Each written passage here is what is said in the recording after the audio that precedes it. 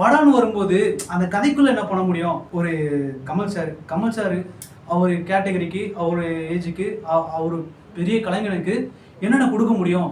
Sir சொல்றாரு, வரவங்க வரட்டும். என் தோள் மேல நிக்கிறியா? நில்லு. நான் நிக்கிறேன், நான் புடிக்கிறேன். என் குழந்தைங்களோட பாதத்தை நான் முத்தம் கொடுக்குறேன்.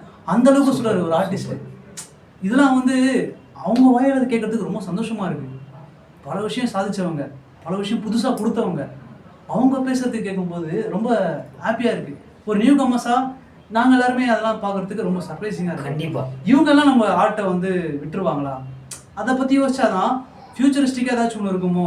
ஆஃப்டர் 5 இயர்ஸ் கழிச்சு ஏதாவது டீகோட் பண்றாங்களோ, ஏதாவது ஒரு சின்ன விஷயம் சொருகி வச்சிருப்பாங்களோ? அந்த மாதிரி கண்டிப்பா இருக்கும். இப்போ ஏன் வந்து முத்தமல்லி சாங்கை எடுத்தாங்க, படத்துல ஏன் வரல அப்படின்றது தான் ஒரு முக்கிய ஒரு இதாகவே பேசிட்டு இருக்காங்க. ஏன் எடுத்தாங்க? முத்தமலை சாங்குக்கு தேவையான அத்தனை புகழுமே ஆடியோ லான்ச்லேயே கிடச்சிருச்சு.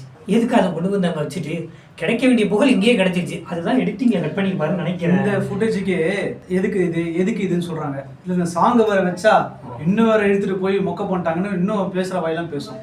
எதுக்குங்க? சாங் ஆடியோ லான்ச்லேயே ப்ரூவ் பண்ணிட்டாங்க இது நல்லா இருக்கு, ஓகே.